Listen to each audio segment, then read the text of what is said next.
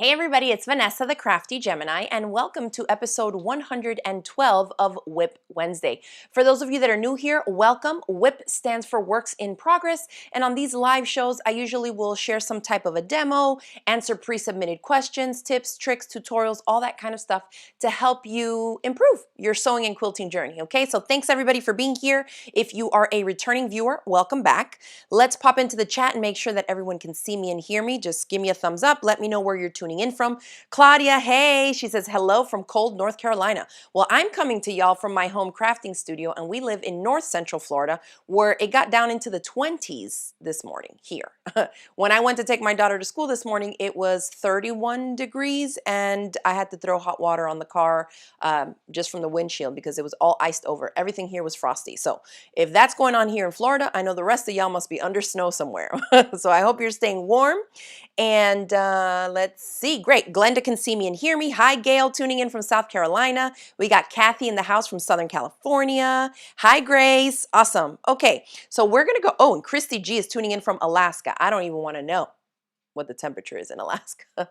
Hi, Vera, tuning in from Connecticut. Thanks, everybody, for tuning in. I think this might be a little popular WIP Wednesday. One, probably because I haven't been on for a couple of weeks. We had, the holiday. We had trips and things like that going on. So I'm glad to be back. And I think this is going to be a great little project for the holidays and the gift-giving season coming up. So if you want to learn how to make a pot holder with no binding, I know a lot of you just detest the pesky little binding.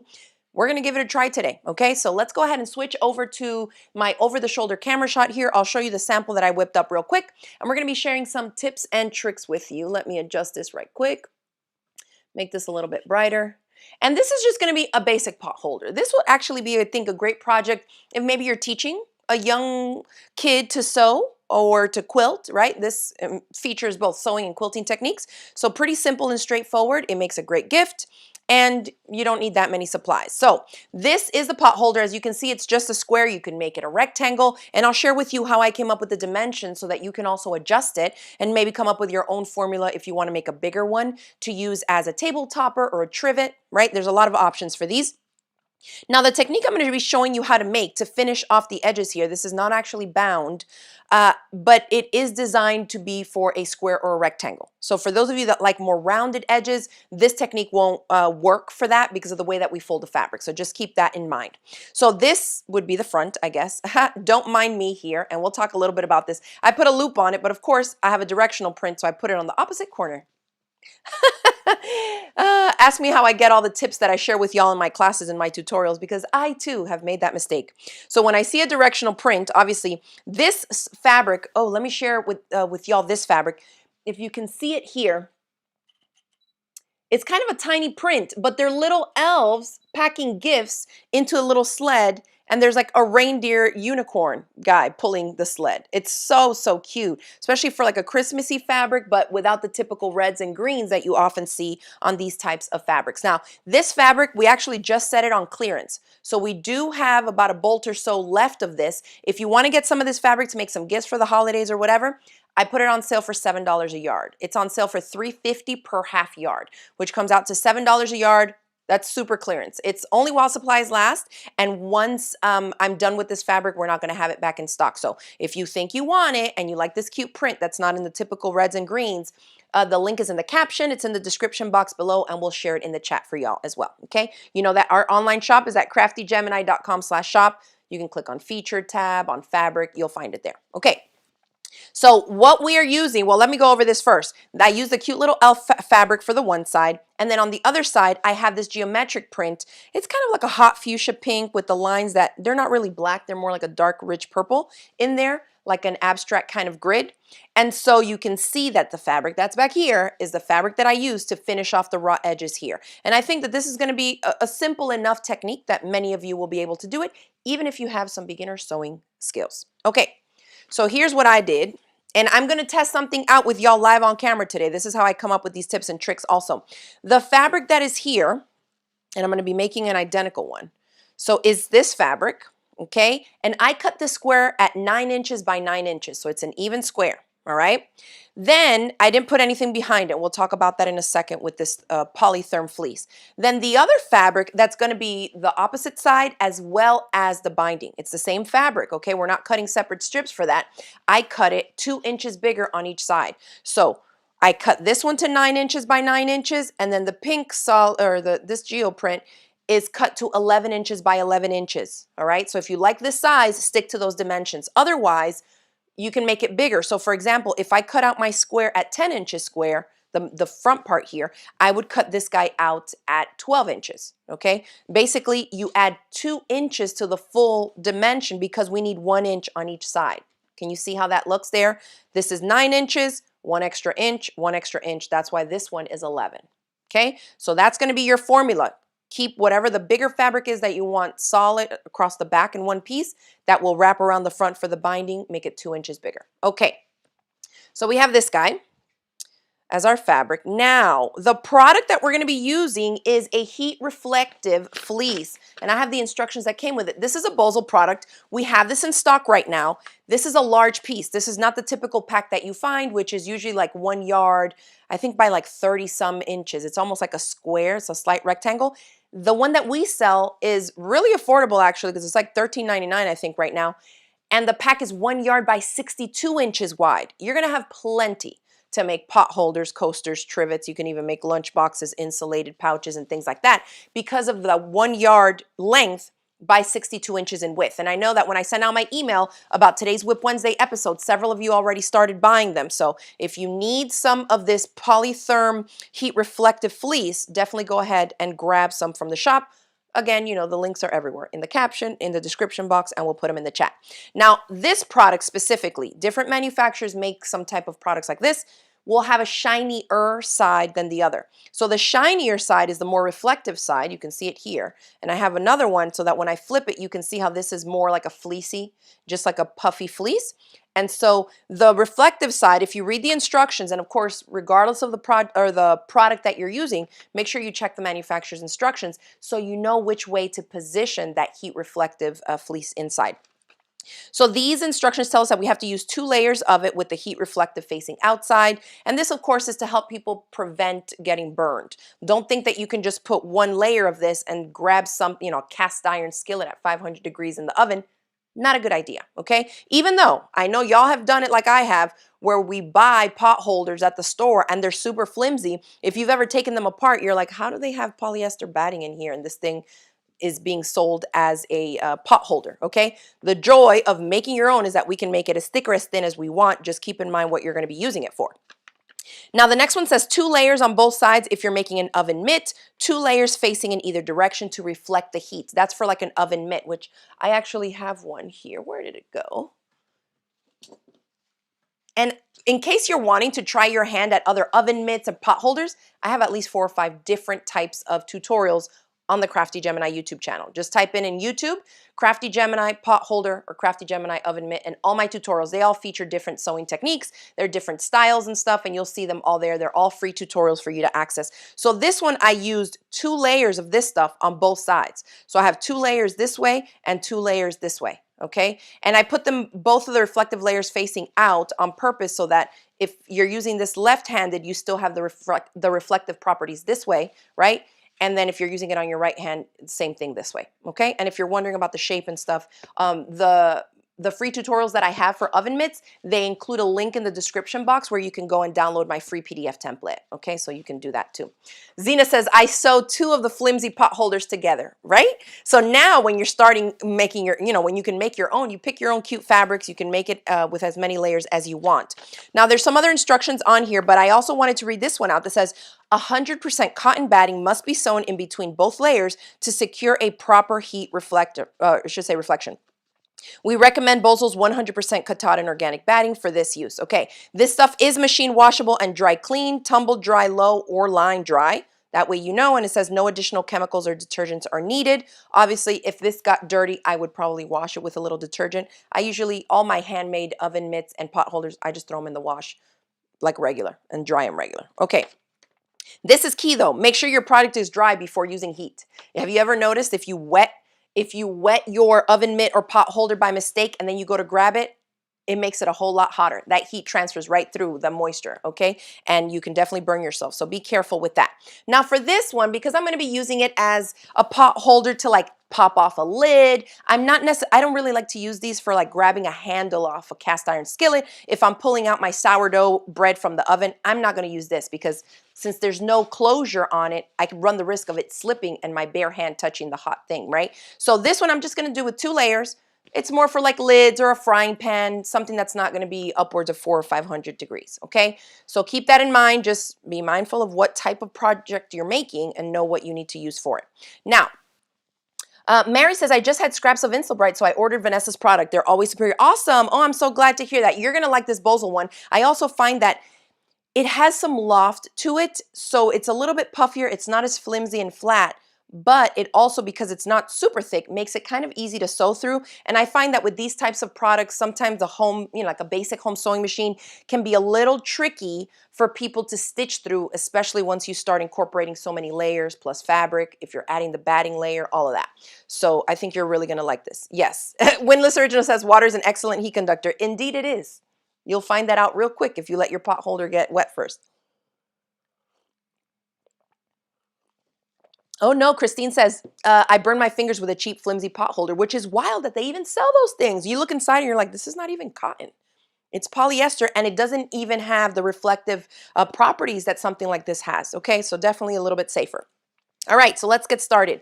I am going to place both of my squares. Oh, I should mention this. Remember we said that the smaller square that's going on the inside, I cut it to 9 inches square. I cut 2 pieces of the Polytherm heat reflective fleece to the same size as this guy, okay? So they're here. I'm placing it with the reflective properties. You can put one coming up this way, one facing the other way if you're planning to use it both sides, right? If it's for you, you know that you can put both going up this way if you know you're only going to be grabbing from this side, but let's play it safe and put the reflective properties, one going one way, one going the other. Now, if you wanted to make this even more like protective, you could put a piece of just 100% cotton batting in between these 2 layers. Now, I'm using here, this is Quilter's Dream. I'm not going to put it on this one, but I did want to show it in case, if you're a quilter, if you have scraps, this is a great way, especially if you have these lightweight battings. Be careful using a really thick, lofty batting because the project is just going to keep getting thicker and thicker. It's going to be a nightmare to finish sewing through. But you would position it here in between these 2 layers, okay? And you can see that makes quite a chunky sandwich. It shouldn't be hard to sew through if you have a 9014 sewing machine needle on and we lengthen our stitch length a little bit. So that's just another option. I'm going to leave the batting out. I'm just going to do 2 of these. And so let's go ahead and align all 4 sides as best as I can. I have some white thread in my sewing machine. I typically use a polyester thread. You could use cotton. I've never, in 15 years of making pot holders like this, have never had an issue where like the polyester thread melted. If anything, the fabric has caught on fire before the thread melts or anything happens to it, if you know what I mean. Okay. Mary's asking, can you put that fusible batting on the inside? I don't see why not. I mean, another layer of something on the inside, considering that those store-bought pot holders just have regular polyester in them. I think anything that you can add here obviously is going to increase the layers and the thickness and will help keep the heat away from, your hand all the way on the other end of it. I would probably use cotton, but you could probably still fuse it. Now, the only thing with the fusing is that you have polyester here, you have polyester here. If you're adding a fusible polyester product here, you're gonna have to use some type of a pressing sheet or something because you're not gonna wanna hit either this side or the fusible batting with the heat of the iron because then you're gonna melt the polyester and kind of, make it even thinner, flatter, melt it, and it's not gonna be the same, okay? All right. Okay, so we have our 3 squares here, reflective up and then reflective down because it's going to be reflective out when we add that fabric there. So now, if you have a temporary like spray basting or a temporary spray adhesive, you could blast it right here with a little bit just to help hold these layers together. I'm not even going to bother with that really. We're going to grab some of our plastic sewing clips and I'm going to tell you right now the key in this project for simplifying your life and making things a little easier is going to be some type of fabric glue for basting. It can be the Elmer's washable white glue. This is a Soline glue stick, and this is a June Taylor fabric glue stick. Whatever glue you prefer to use for glue basting, if you are a glue baster or you know what I'm talking about, either one of those is going to help for this project, especially to get a nice crisp finish on the outside faux binding that we're going to do. Okay, so I'm just putting clips around the 4 sides because now I want to quilt through these layers to hold them together. Okay, I do not want to go and attach this and have all these different thick puffy layers shifting on me. That's a big no-no. So let's put these together here. And I'll mention something here for those of you that are even more beginners. If you're going to struggle or you try it out and you're already struggling to stitch through 3 layers, you can always stitch through 2 first, then put those 2 together with this one and add that 3rd layer if you find that your fabric layers are moving on you. You can draw lines, you can get fancy with it. We're not going to do none of that here because I'm going to keep it basic and just go corner to corner and corner to corner. Simple, diagonals. And I'm not even going to mark it out. You can mark it out if you want to. I'm just going to watch with my eyes and maintain that angle, the diagonal, okay? So I'm putting all my 3 corners together. We're going to slip it under here. I'm going to sink my needle down right there. And what I've done here is I have my needle set to the center default position and I'm lengthening the stitch length, and I'm actually going to go up to like a 3.5. This is a little tip. Many of you that are my students and you join my online courses and clubs, you know this. The more layers we're sewing through, the longer we want to make the stitch length to help the machine go through it. I'm using the regular universal foot on this little sewing machine.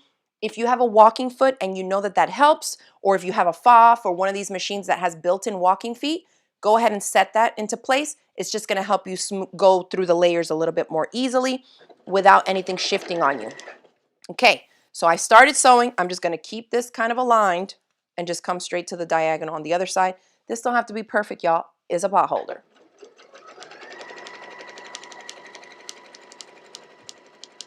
I could probably stand to even lengthen the stitch length a little bit more to 4 millimeters in stitch length.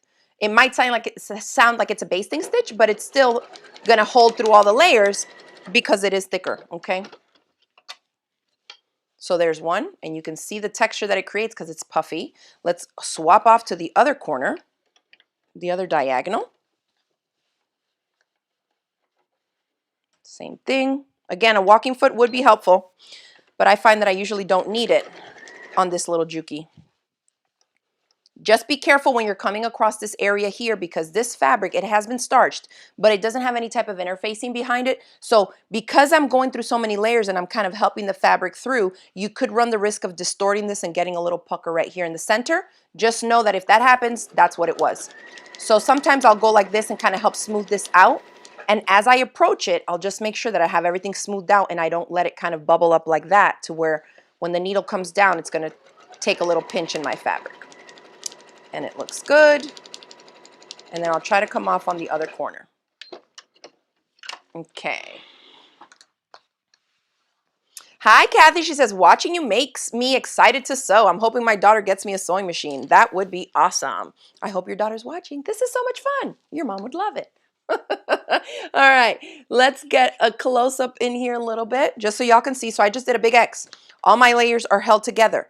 Don't worry too much about the edges if it looks a little bit of a mess. You can always trim this up. What I do like to do, if the fabric is sticking out a little, like here, barely anything, I leave it.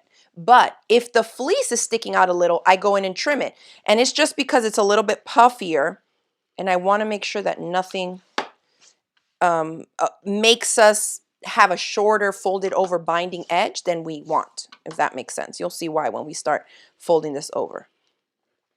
So I'm just shaving off the little slivers just to clean it up the edges. Okay, but this looks good. So I quilted through there and we have those 2 lines. Now we're gonna center this whole sandwich, remember, reflective side down onto the wrong side of our bigger square. For those of you that maybe are just tuning in, we cut this top fabric to 9 inches square, and the background and binding fabric, because we're gonna wrap this over here, is cut to 11 inches square. So whatever size you want this one, make the other one 2 inches bigger in both dimensions, okay? Oh, Glenda's asking the needle size. I'm using a 9014 universal needle on this sewing machine, okay? Some machines, like I mentioned earlier, if you have those built-in walking feet or you put on a walking foot, you can probably get through this with an 8012. If your machine struggles a little bit with bulk, stay on that 9014 range. Look at my mug, y'all. I made this mug. Isn't it cute? She has a cute little face. It's from the Ugly Muggery Emporium. This girl teaches classes here locally. Anyways, I find it so hilarious every time I drink from this mug. Okay. I just want to make sure I'm not missing any questions. Oh, Jean is like, I missed a couple minutes, but how are you going to make this with no binding? Super easy. Watch this. Let me grab my ironing board and make sure you grab that glue. You need the glue, y'all. And we're going to center this on here. You all know that I'm pretty good at eyeballing everything. If you're not and you don't know what I'm doing, this is what you want to do is grab your ruler and position this in the middle first. Just kind of make sure that you have about the same fabric on all four sides of that center quilt sandwich that we made. But then you can take a ruler and position it right here and make sure, okay, I have an inch there. I have an inch there. I have an inch there. And I have an inch there. So that tells me this is centered. You can grab pins at this point. If you have some thicker, bigger pins, that would come in handy. You can use like these corsage pins that we often use as long arm quilters. Or my magic pins I think work good too. As long as they're the little bit thick ones, they won't bend too much on me. Okay, I'm gonna slip this through here. I just don't want the fabric layers to move on me, the ones in the back. Oh, you know what I was going to do? Hold on, hold on. I wanted to do a little bit of an experiment with y'all. This fabric here, when I made this one, I didn't add any type of interfacing. I just starched it. And you can see that there's a little bit of puckering, especially because this is a lighter weight fabric. I'm using art gallery fabrics and they have kind of a lighter, smoother hand to them. And so when they're not interfaced, they're just a little bit softer and drapier. So I actually wanted to do something on this one so that we could compare it since they're both going to be identical. I'm going to fuse some cotton woven fusible interfacing to the back of the back piece. And we're going to see if that's going to make a difference by stabilizing it and basically making the fabric a little bit thicker. This is the interfacing that we often use for linings inside of handbags. One side just feels like a lightweight cotton muslin, and the other side is kind of scratchy. It has tiny dots of adhesive, so I'm placing it adhesive side face down onto the wrong side of this fabric. And yes, use your scraps. You can Franken piece these guys together like this. As long as they're not overlapped, we just want them to be one layer of it basically behind the fabric, okay? And actually it looks like I had swapped this. Like I thought my angles were cut a little bit better. Aha, that's how it goes. Okay, so I'm just gonna fuse this into place and we'll see if adding a little layer of the cotton woven fusible interfacing is gonna help me reduce kind of that pulling that we get on the back, because remember, the one sandwich that we're putting on the inside is way thicker and bulkier than the one fabric that's going to back and bind everything. So let's try this. All right. Oh, Windless Original says, learning glue basting in my first quilt club with you was a game changer. It is. And when you know that you can glue baste stuff, I feel like it just makes things easier, because when you're working on maybe a little bit tricky of a project or there's something tricky in a step, then you're like, oh, I don't have enough fingers to hold this, or the clips aren't helping, or the pins don't work. And then you're like, haha. Let me get my glue, and then I know this thing is not going to move on me. I'm going to mist this with a little bit of water just to make sure I get some really good fusing here. And whatever cotton woven fusible product you're using, just make sure that you read the manufacturer's instructions, because some require steam, some don't. But I often find that when I can add a little bit of steam to this one, it just holds better. Okay.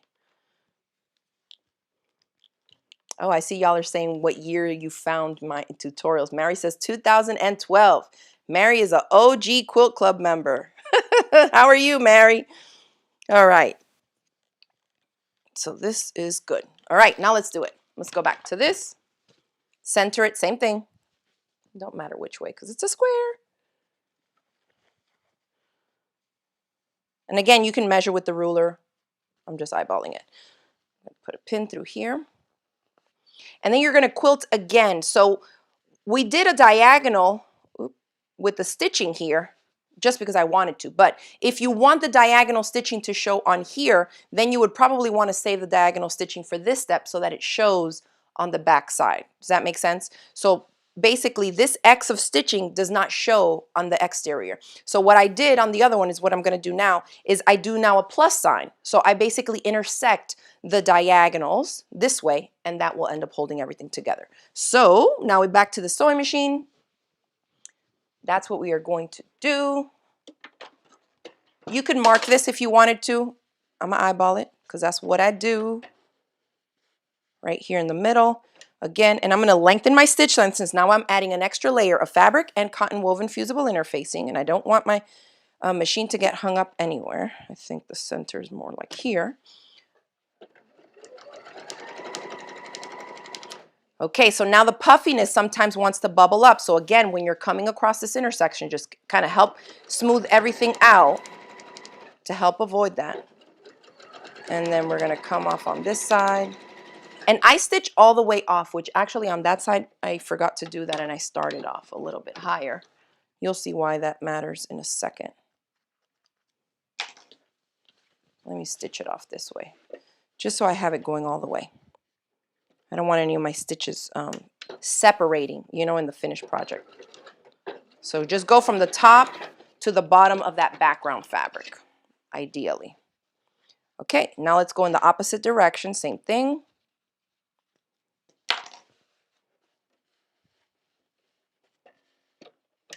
Oh, and there I am doing it again.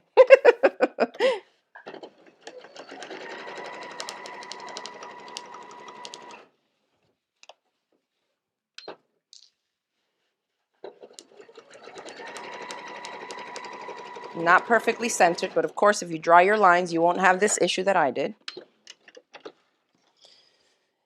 And then another option is, of course, to use a thread that blends in, then nobody will see how wonky your lines are. Okay, not bad.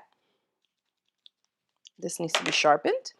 At this point, I like to give it a good press just because, hey, there's a lot going on. We got a lot of layers. Just to help kind of set those seams and flatten everything out. But I can already see that it's less wavy than the other one that I did because we interfaced that background fabric. So that might be an option for those of you that have a lot of that cotton woven fusible interfacing, this stuff. You see how that looks really smooth? This looks a little bit wild there, but it's also because the lines on the fabric itself are not straight. They're wonky. So it looks like there's a pucker there, but there's really not. That's weird. Okay, now for the magic. So we can get this thing done. And actually, we're going to have to hold off on the magic. We're going to make the little loop first. I have a little piece of fabric here I cut this one at 1 3/4. This one I cut to 2 inches. It's a little bit wide. It ends up being about 1/2 inch wide. So if you want a kind of a thinner loop, just cut it a little bit narrower, 1 1/2, 1 3/4. So this one is cut 1 3/4 by 5 inches. And we're just going to make a quick little double folded strip. So we fold it up lengthwise, wrong sides touching. Open it up.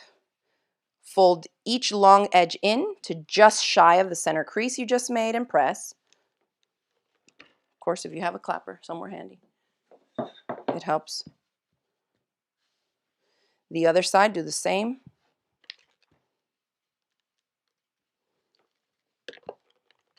And then we're going to refold it down the center here completely to make a little narrow strip. And we're going to top stitch down both long edges at about 1/8 of an inch in from the outer edges. So let's make this loop right quick so it's ready for when we need it.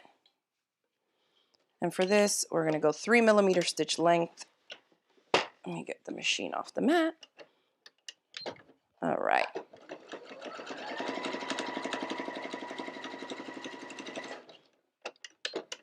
Other side.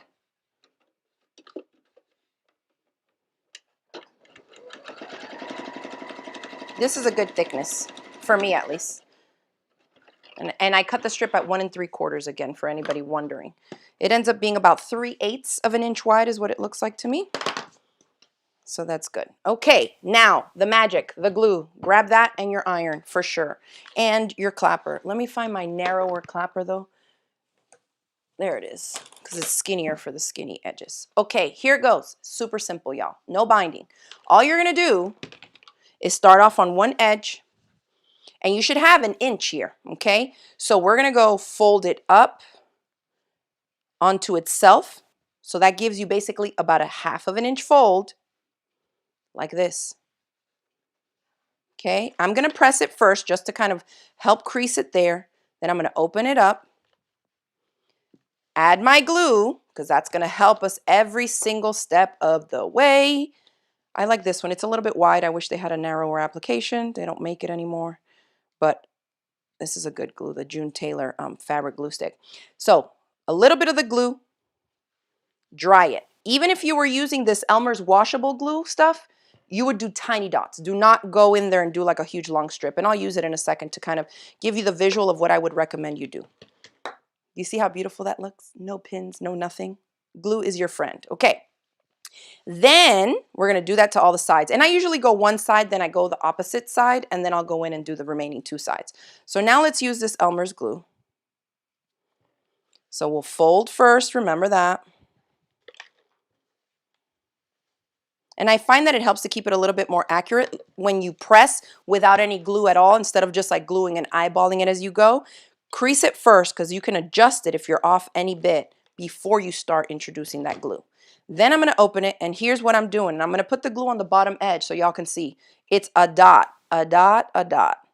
That's it. Don't go wild and start gluing wet stuff all over, okay? Because what we want to do with that wet glue is set it and dry it with the heat of the dry iron. The more wet glue you have in there, the more stiffer it's going to make your fabric, the more the fabric can buckle on you, and the longer you're going to have to press it to dry it up. So you saw me, 5, 6 little dots, that's it. Okay, so we have those two. Now let's swap to the other sides. Do the same thing, and I just tend to do them all 4 at a time first.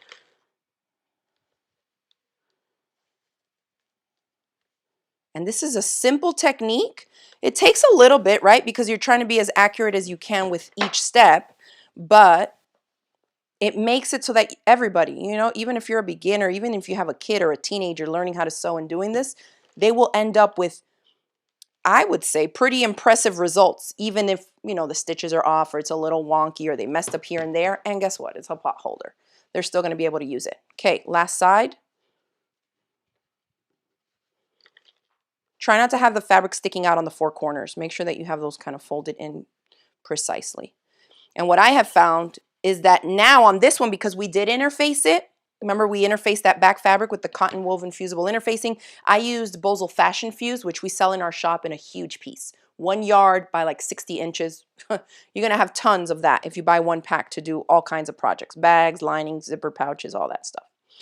So what I have found is that the edges here are not sticking out as much because I stabilized the fabric. If you're working with a lighter weight cotton, a flimsier fabric, or something with a looser weave, you may find that when you're folding up these edges on the corners, the fabric wants to kind of stick out on you a little, okay? So once we're done with that first fold, we're going to refold it onto itself. That's it. That's your binding, okay? And so here, instead of gluing, what I do at this step, you could glue, it just depends on how much time and how much patience you have. For me, I'm just like, whoo, I'm 1 step away from finishing this thing. Make sure I keep this around. I go to my plastic clips. Remember, these come in super handy when we're working with bulk. So I'm going to fold it onto itself and place a clip. Fold it onto itself and place a clip. Look at that. Fold it onto itself, place a clip. So remember why I said if you had a little bit of that thermal fleece or the heat reflective fleece sticking out, trim it. Because if you had some here sticking out extra, it's going to make it even bulkier for you to try to get this folded up over top of it. Okay? So as long as those edges are somewhat straight, fabric and the heat reflective fleece, you're going to be fine here. Let's go to the other side and flip this guy on top. And I'm thinking I'll probably end up doing a tutorial on this because I know there's going to be people who write on this WIP Wednesday episode and say, this should not have been 45 minutes long for a pot holder tutorial. So I'll probably film this for y'all and have it as a standalone tutorial so that it's easier to do. All right, so now when we come to these last 2 edges, we're going to do the same thing. When you get to the corner, now it's a little bit bulkier because we interface it and we have so many layers folded up. But just fold it back onto itself. Put you a clip right there. And then keep folding this up. Whoop. Another clip and just go like this and like this. Okay, working your way all the way around. I like to put the clips on the corners so that they can kind of help train that fabric there in the meantime until I have it or take it over to the sewing machine to stitch this. Okay, Now, if you've ever done a project like this where the edges are kind of folded in one direction and they come over on the next, you may notice that if you just top stitch to the inside, you'll end up with like a big chunk of fabric that can lift up, which is often the complaint when we have these types of wraparound bindings. But I'll show you what I did on the other one. I did 2 lines of top stitching, one close to the inside and one close to the outside, and that then prevents that issue. So if you want to do 2 lines of top stitching, let's fold this under. If you want to do 2 lines of top stitching, then I think that's going to help you out. Okay. So just like this. And let me not forget to put this loop in. We're looking at a directional print. So my little elves and unicorn reindeer guys here go this way. So I'll probably want to put this loop here. So what I do is I flip it, like I make the loop, then I flip it face down, and I have the raw edges kind of touching, but not one on top of the other. I have them kind of splayed like this so that the loop is made right there. Can you see that? Okay, so don't put them like this necessarily unless you want to. That's cool. I put it like this so I have a loop. And then on the corner that I want it, I'm going to slip it underneath that binding at that same exact angle. And then just flip this joker right back over it and put me my clip like that. And you can put as many or as few clips as you want to. Remember I said you could also glue baste around there and go pressing little by little by little. But ta-da! That's what it's going to look like. Now we just need to top stitch. Something came off my iron there and dirtied up my pot holder. Okay. Kathy says, how do you know what length, like 5/8 inches? I'm not sure what that means. For here, the length of this, I remember I cut the strip out at 1 3/4 inches wide by 5 inches long. If you want a longer loop, just cut it longer, 7 inches or whatever you want.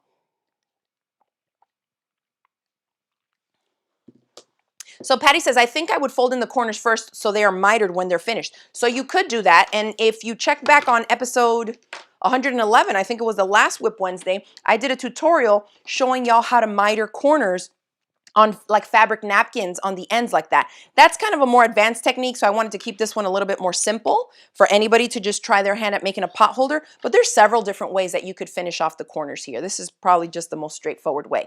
Now, ideally, I would not be using white thread on this because it's going to show up a lot since this fabric is so much darker. I would probably use, you know, a dark gray fabric or a dark fuchsia or pink color like this if I had it installed in the machine. For tutorial purposes here, we're just going to go ahead and go with it. All right, I'm going to start where my loop is so that I can end there too and give it some, you know, good back and forth back stitching there to reinforce it. So I'm going to start off stitching to the inside, right somewhere here. And I'm going to sink the needle down. Now, I have my stitch length set to 4.0. I think I'm going to leave it there. You could do 3.5. I would not go too short and too tight because you're never going to work your way all the way around. It's going to be a little bit more difficult. If you have a walking foot on, anywhere between 3 and 4 millimeters stitch length is going to work fine. Now, don't judge my sewing because remember, we're working with white thread here on hot pink dark fabric. So I'm stitching about not even an eighth. I would say maybe a 1/16 of an inch into that pink fabric from where this light fabric meets this one so that it's stitching it nice and down. I don't want to have a lip there of fabric that can get caught on anything or get lifted up and ripped. When I get to this corner, and this helps if you have like a stiletto of some kind or if you have an awl or something that you like to use to help keep your corners down so you don't have to have your fingers coming along for the stitchy ride. I always stop in a corner no matter the project. If I'm pivoting on a corner, stop with the needle down. That allows you to lift up your presser foot and swing this around and still maintain my positioning here without it moving. Then you put the presser foot back down, keep stitching. And look at this. I mean, this right here would be great practice for a beginner, both on pivoting corners and for sewing straight, kind of keeping their eye on a guide. Easy peasy. Whoop, there went a clip. If your machine doesn't like a lot of bulk, maybe just interface the interior side, like maybe a 9-inch square inside of this background fabric because on the corners it can get a little bulky. Y'all know this machine don't give me no problems, but just as a heads up for some of you that may have, you know, kind of a lighter weight machine. And we're coming back around. And so by stitching the bound edge here, we end up going over the ends of the loop here a couple times. And I see that I have like a skip stitch, I guess, there where I started. So let me go back, back, back just to secure it. These are not heavy, so you really don't need too much reinforcing on the loop. It's not like, you know, you're adding weight to the pot holder to make it rip out, okay? So let's trim these guys. And then I'm going to show you what I was talking about. So on your corners, you see how this, because it was just folded one on top of the other, you can have this little thing that sticks out like this. This is like the most annoying part. So what I do is I just go and top stitch the same distance that I did here for this first line. I do the same thing, but in from the outermost edge. And so that's going to allow me to come in here and stitch, and I'm going to tack down those corners. So that's something you can do. Obviously, it's going to make it twice as long for the stitching part, but it helps hold everything down. And if you don't mind that, you can just leave the pot holder like this, and you're basically done. All right. I'm going to go through and do that.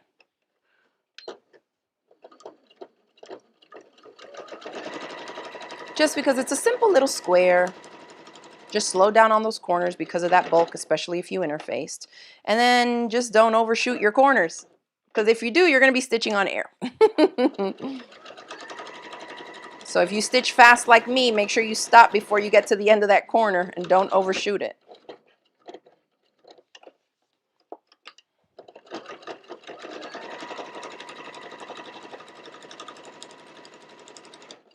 All right, make sure that corner is down. And this is the last edge.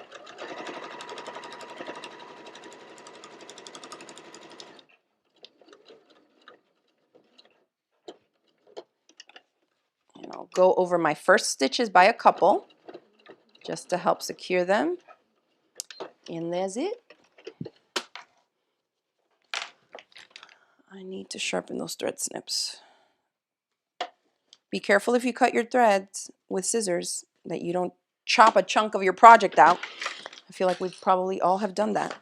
Okay, so there's the little pot holder. I mean, it's super sturdy and strong. You can tell, you know, with the multiple layers in there, it's good. And guess what? Look at the difference. Because I interfaced the back fabric here.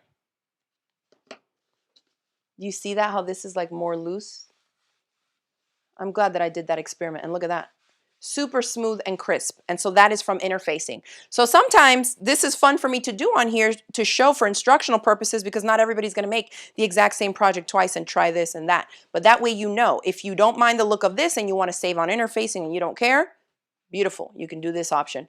If you want it to be a little bit crisper, maybe you're selling them at a craft fair or something, you want to give it as a gift, consider interfacing this background fabric. And like I said, if you want to avoid the bulk of the interfacing on the corners here, you can just interface an interior 9-inch square similar to the size of the front one, okay? Christy G says, a great hostess gift. Absolutely. Can you imagine giving this with like a little cookie making kit or with some baked goods or something like that? Make a little set of 2. You can even use 2 fabrics. Say you had 2 fat quarters. You could do this and this, like 2 contrasting or coordinating prints, and then make the second pot holder the opposite. That would make such a cute little set, I think. And again, awesome for teaching someone to sew too. A beginner can totally do this. Okay, so remember that the Therm heat reflective fleece, look at me, my little sanding sponges are sticking to this stuff because it's so fleecy. We have this in the shop. I don't know if we're sold out or not, but we had some in the shop of this heat reflective fleece, 1 yard cuts by 62 inches. So again, I mean, I've made tons of stuff with this, and you can see that I still have a huge piece here left. Okay, so check that out. You can get that in our online shop if you need it. Our Elves fabric here, the little mini Elves fabric, is on clearance while supplies last. Look how cute they are. Little elves on here, pulling a little sled with toys. I think it's just so cute, and the colors are so cute. So that fabric is on clearance, so you can check the links out for that. And I hope that y'all learned something, and maybe we'll give this technique a try, whether for pot holders or for something else. You can even do this technique for little table mats, trivets, pot holders, table runners. Did I say table runners already? Placemats, I said that already. Mini quilts, Anything that's quilted like that that you want to finish off with a bound edge without separately cutting binding, definitely give this a try. All right, so thanks everybody for tuning in.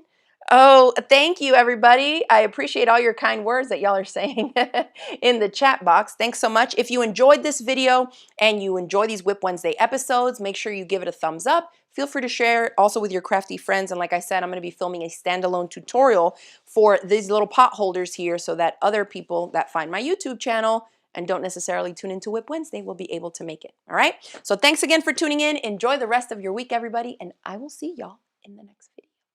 Bye.